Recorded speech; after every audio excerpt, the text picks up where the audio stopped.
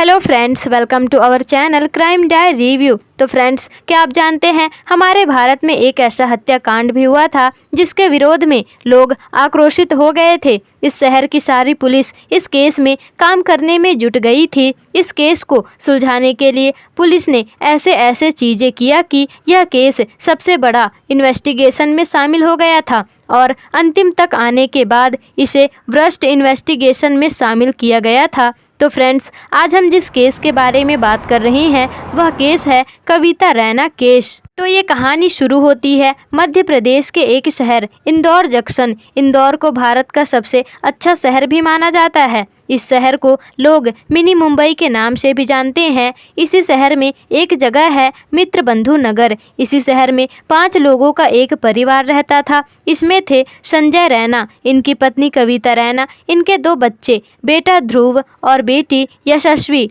संजय रैना की मां भी इन्हीं के साथ में रहती थी। ये 5 लोग मित्रबंधु नगर में रहते थे।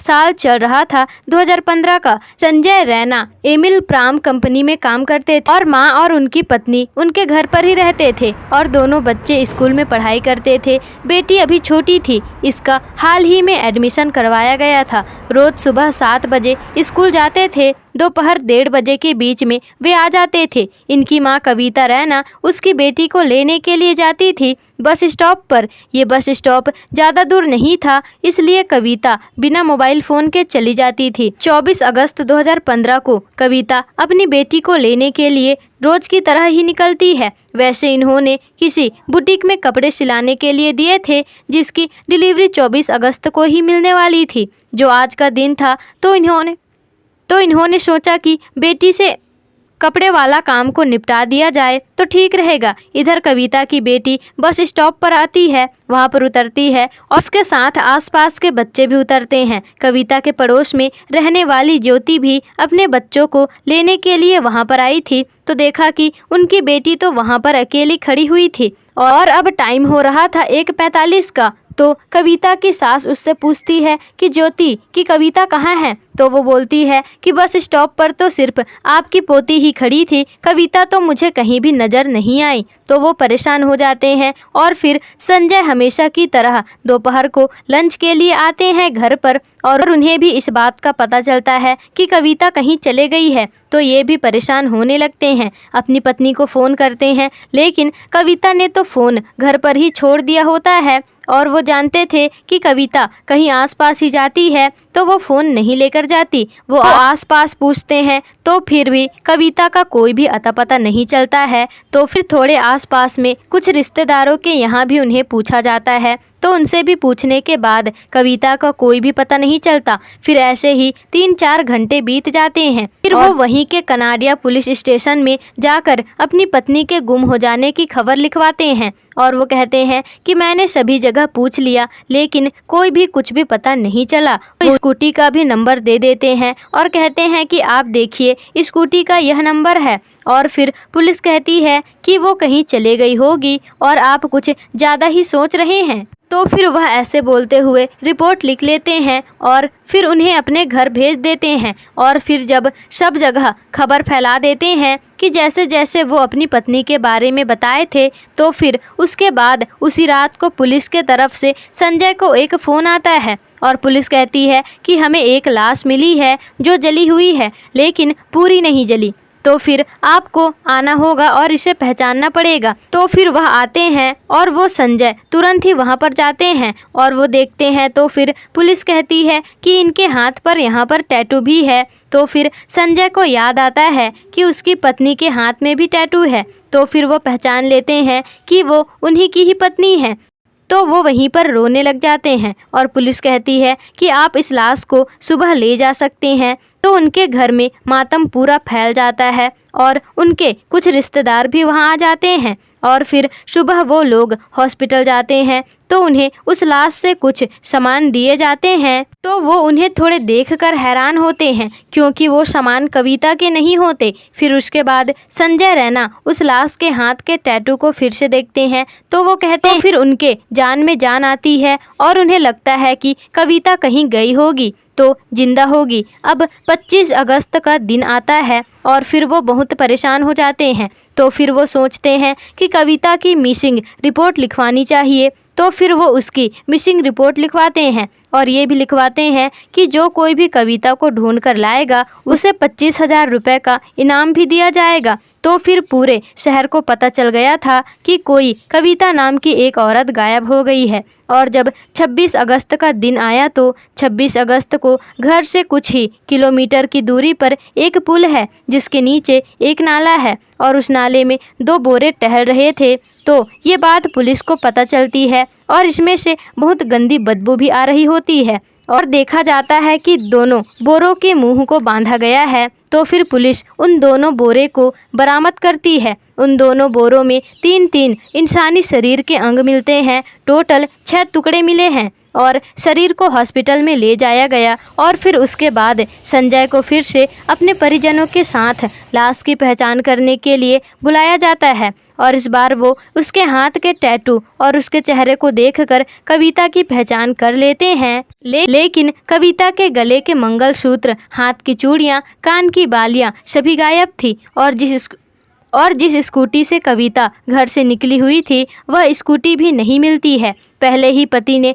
पत्नी के चर्चे पूरे शहर में फैला रखे थे, जो लोगों का गुस्सा फूट गया। डॉक्टर्स की जो भी ड्यूटी थी वो सब करके घर वालों को लाश को सौंप दिया गया। बात इतनी बढ़ गई कि लोगों का कविता की अंतिम यात्रा निकाली गई तो हजारों संख्या में लोग वहां पर उमड़ पड़े थे। रास्ते में ही शरीर को रखकर कातिल को पकड़ने के नारे लगाने लगे थे। माहौल इतना गर्म हो चुका था कि पुलिस सभी लोगों को समझाने पहुंच गई थी और लोगों का गुस्सा शांत होता है तो फिर कविता का अंतिम संस्कार किया जाता है। तो यह केस क्राइम ब्रांच अपने हाथ में ले लेती है और फिर पुलिस लोगों से पूछताछ शुरू कर देती है। तो फिर पुलिस को लगता है कि यह काम कविता के घर वालों का भी हो सकता है। अनऑफिशियल तरीके से भी पूछती है तो जो कि मीडिया अनऑफिशियल तरीके से भी पूछती है, जो कि मीडिया के लिए ये अब ब्रेकिंग न्यूज़ बन जाती है। तो अब संजय और उसकी मां से सख्ती से पूछताछ भी करते हैं पुलिस वाले और उनसे 24 घंटों तक पूछताछ करते ही रहते हैं।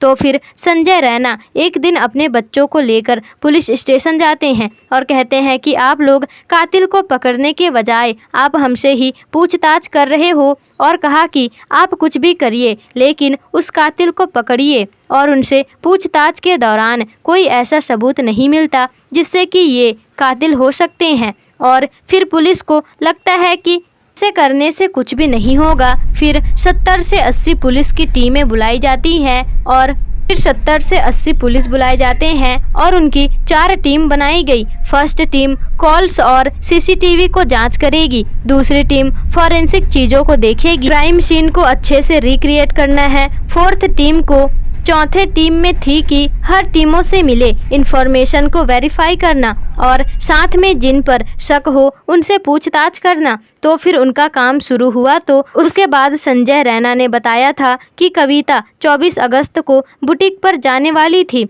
वो बुटीक पर कपड़े सिलने के लिए दिए गए थे तो वो उन्हें लेने जाने वाली थी, जो किसी महेश भगीराज का है। पुलिस इन्हें भी एक शक के घेरे में लेते हैं और इनके बैकग्राउंड का भी पता किया जाता है। तो ये दोनों मेसा खेड़ के रहने वाले थे। मीना एक तो आम औरत थी, वो शक के नज़रिए से छूट जाती है, लेकिन महेश से कविता के परिवार के बाद महेश से ही 22 दिनों तक पूछताछ किया गया। और एक उसका दोस्त था जिसका नाम टिकाम चंद देवदा था और उसे भी पूछताछ किया जाता है और कोई भी सबूत ना मिलने पर इन दोनों को छोड़ दिया जाता है। पुलिस के अनुसार महेश के ऊपर 2 केस दर्ज भी कराए गए थे। महेश का पहला वीडियो लाइब्रेरी का काम था, फिर वो दुकान बंद कर दी और वहीं के पास में एक दुकान और खोल ली और ये भी नहीं चला और फिर वो दोनों ने महेश अपनी पत्नी के साथ बुटीक खोला और फिर उसके बाद एक साड़ी की दुकान भी खोली। साड़ी की दुकान को महेश और बुटीक को उसकी पत्नी संभालती थी। और फिर यह भी पता चलता है कि कविता की बॉडी मिलने के बाद 1 सितंबर को दुकान बंद कर दिया गया और फिर कड़ी जांच किया गया। पुलिस ने इस इलाके के हर कॉल्स की भी जांच की, लेकिन पुलिस इन कॉल्स को अच्छे से जांच करती है और कविता की स्कूटी भी अभी तक नहीं मिली थी। 30 अगस्त को किसी ने पुलिस को सूचना दी कि नौलाखा बस स्टैंड के पास एक स्कूटी है जो 4-5 दिनों से वहीं पर है। इसका नंबर बताया जाता है तो पुलिस भी हैरान हो जाती है। तो फिर स्कूटी की पहचान भी हो जाती है और फिर इसे फॉरेंसिक लैब भेज दिया जाता है। तो फिर पुलिस ने सोचा कि स्कूटी को बॉडी से इतनी दूर क्यों देखा गया, और तो फिर उसके बाद वहां के पार्किंग गार्ड को महेश की फ़ोटो दिखाया गया। तो फिर उसे वह पहचान लेता है और यही इस स्कूटी को यहाँ पर लाया था। तो फिर पुलिस कहती है कि आपको इसका चेहरा इतने अच्छे से कैसे याद है, यहाँ तो हजारों लोग आते हैं। तो उसमें हम दोनों की किसी बातचीत को लेकर उस दिन बहस हुई थी। तो फिर एक बार महेश अपने स्कूटी के पास दुकान के कैमरे को चेक करवाता है तो बहुत बार दिखता है, मगर कविता कहीं भी नहीं दिखती। फिर पुलिस एक बार फिर से उसे गिरफ्तार कर लेती है, उसे गिरफ्त में लेती है और फिर कुछ दिन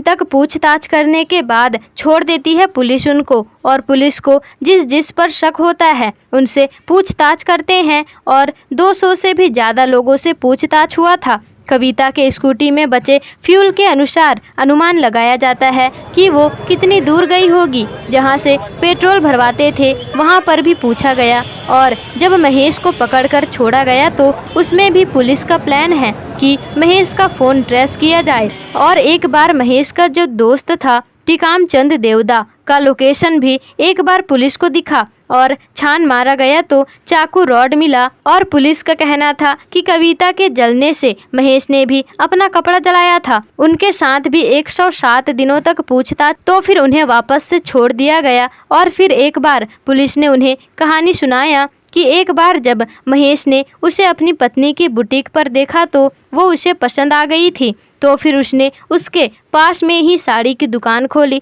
ताकि वो वहाँ पर भी। तो फिर जब वो कविता बुटीक पर कपड़े लेने आई तो उसने कहा कि वो मेरे घर पर है। तो वो उसे उसके दोस्त के फ्लैट पर ले जाता है और फिर क्या, उसने उसके साथ जोर ज़बरदस्ती करना शुरू कर दिया। जोर ज़बरदस्ती करने की कोशिश की और महेश को लगा कि अगर ये बच जाएगी तो मेरा पोल खुल जाएगा। तो उसने उसे मार डाला। और फिर उसके बाद तो कोर्ट का यह रूल है कि जब तक कातिल साबित नहीं हो जाता तो उसका चेहरा नहीं दिखाया जाएगा। तो उसने वो नकाब हटा दिया था और कहने लगा कि मुझे पुलिस फंसा रही है। तो इस बात के बाद पुलिस ने उसकी खूब कुटाई भी की। इसके लिए 9 दिसंबर 2015 मार्च को उसे गिरफ्तार भी किया गया था। तो बताया जाता है कि महेश की उसके ऊपर गंदी नज़र थी तो उसने इस काम को अंजाम दिया और 41 विटनेस दिया गया था क्योंकि इसका कोई भी सबूत नहीं मिला कि उसका कत्ल महेश ने ही किया है। तो फिर पुलिस उसे उस नज़रिए से नहीं देखती